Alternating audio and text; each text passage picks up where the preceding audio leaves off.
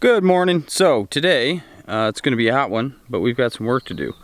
So they'll have you take a look at what I need to do. This was a road at one point, just like an access to the back pasture. Nobody's really done anything with it for, I don't know, probably since the mid-90s. So we got to clear this out so that my truck and a trailer can fit back here, because I have a chicken coop I need to get out to the back portion of the property here. So these trees all got to go on the side, not all of them, but a lot of them. If they don't need to go, they got to have their branches cut back. So we're going to clear all this up, turn it back to its former glory, and then we've got our gate back here, which I haven't even looked at really since I moved in. I got to check the integrity of these posts. Obviously they're leaning quite a bit, so things need to be tightened up. And then what I'm going to try to do is keep that big tree there in the middle and divert the road off over there, and then it clears up pretty much after these shorties are cleared away. It's pretty clear after those few pine trees there. So I'm going to get the tractor back here, chainsaw, weed whacker, all that stuff, and see what kind of progress we can make, because I really need this open. It's getting too tight to try to bring them down, because we put the garden over there, and the paths on the garden are only so wide, and then you got to get by the chicken coop and the chicken range there, the netting area. So there's a lot to try to maneuver over there. So anything wide, especially a vehicle and a trailer, there's just no way to get it back. So get this access road cleared out, and then we can go ahead and pick up the chicken coop that we bought and get it back there where this next run of chickens will be. So let's get after it now, I guess.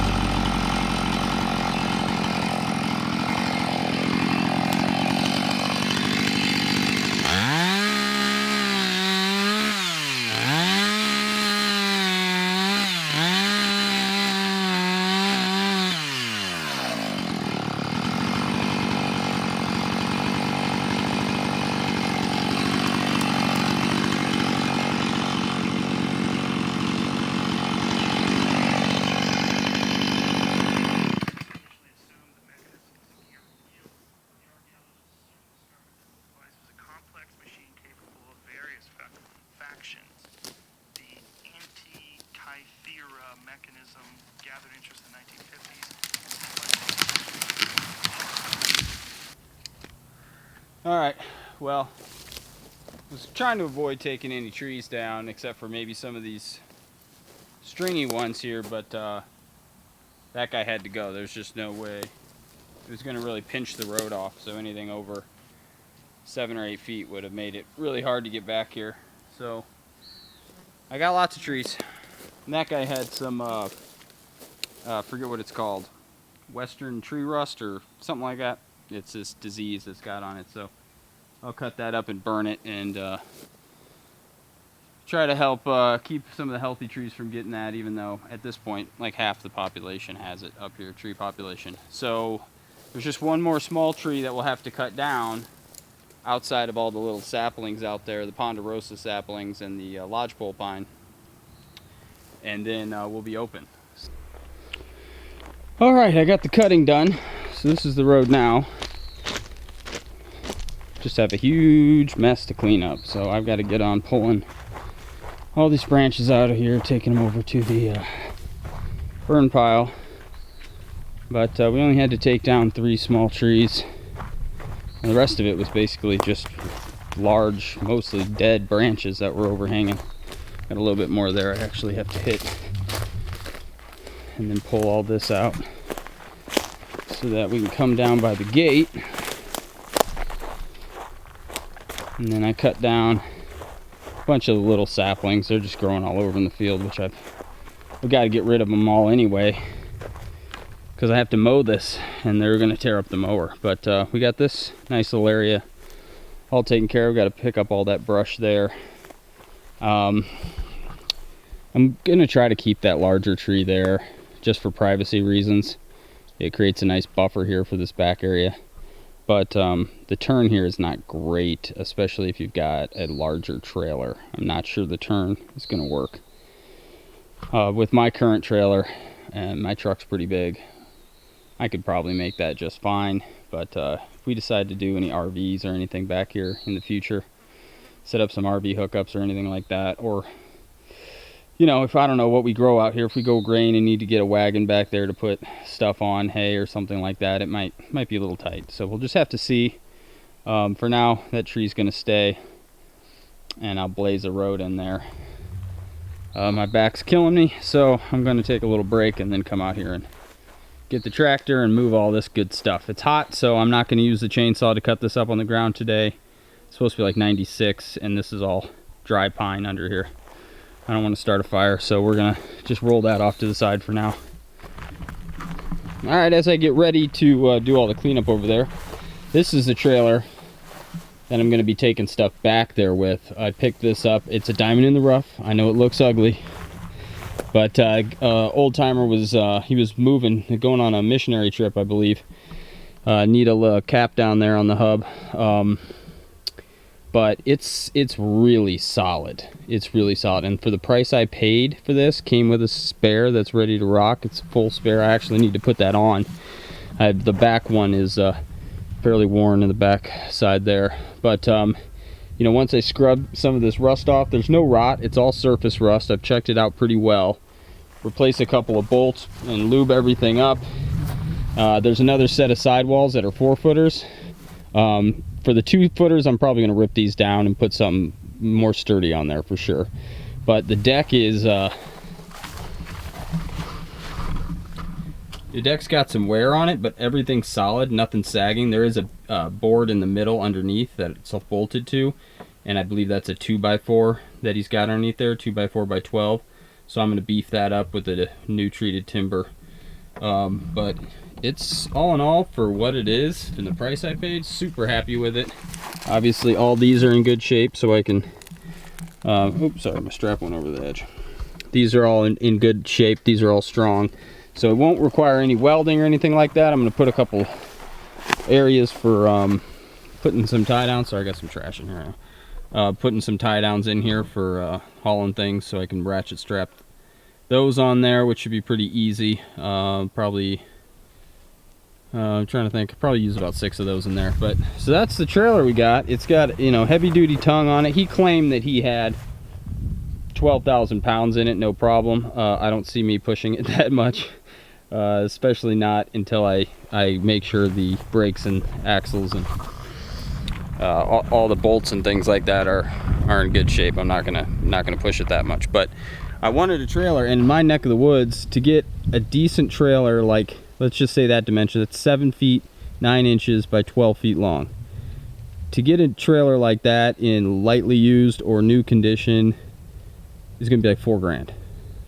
So to be able to pick that up for what I got it in perfectly good function. I'm not a commercial, I'm not running, you know, it's for the property. So pick it up for what I did, put a couple $100 into it, get some black paint for it, Rust-Oleum or something like that. I'll have to look around and see what the best paint would be to put on the trailer. Can't complain. But so that's the new old trailer that we have, so I can do some bringing in mulch and bringing in rock and all that stuff, so I don't have to pay delivery fees for people, because it's gotten outrageous. I know if you're listening to this and you're out on the East Coast, you can get trailers cheaper than I can. Here in the Northwest, man, it's crazy. It's crazy how expensive trailers are. So now I got to pick up, so let me get to that. So I wanted to talk about this real quick. Seemed like a fitting video to do it in. I don't know if this showed up in my other video, and he's probably wondering what the heck are you doing with this. So this was a guy who was going to turn this into a flatbed. He strips it all down, gets rid of it, and then he sells it as a finished frame to a guy that makes trailers. And he hurt his hip. He's like, I'm not going to get to it. So for $200, pick this up, and this is going to be my flatbed when it's all said and done. So I'll have my box all fixed up for hauling mulch and things like that, and I'll have this as a flatbed. Because at some point we'll have a sawmill roughly in the same area. And so I can bring in logs and things like that, or bring lumber out. But this hitch here is actually a pretty darn good hitch. A 5,000 pound hitch, 25,000 pound total trailer capacity on it. But this trailer will not hold 25,000 pounds because it's got 3,500 pound axles, 2 of them. So it's basically rated at 7,000 pounds right now, thereabouts. And you know, the tires are functioning, they're okay. But I'm sure everything needs to be lubed and blah, blah, blah. I need to run a new wiring harness. So I wasn't going to get to this anytime soon because I got to finish the house for Mama and the family. So we will get to this, ripping this thing apart, recycling what we can, and then turn it into a flatbed. But that's why we went ahead and got this for now, because this is going to solve some of our immediate and future needs getting on that trailer. So that is my old beat up trailer situation at the moment. But at least we're moving in the right direction.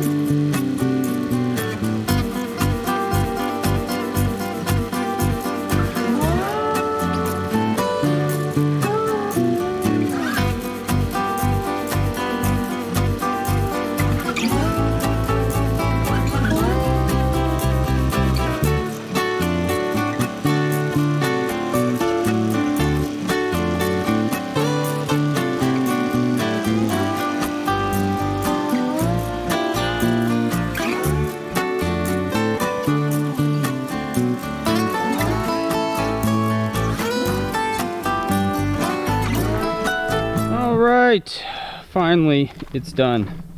Well, no, not completely done. I lied to myself. I'm drenched from head to toe. It's about 97, 98 degrees outside right now. Me and heat do not mix, but we can get our truck and trailer down here now. So we've got this. This is just an infrastructure thing that needs to be done. Regardless, it just happens that it needs to be done right now. Not the most ideal temperature to do it.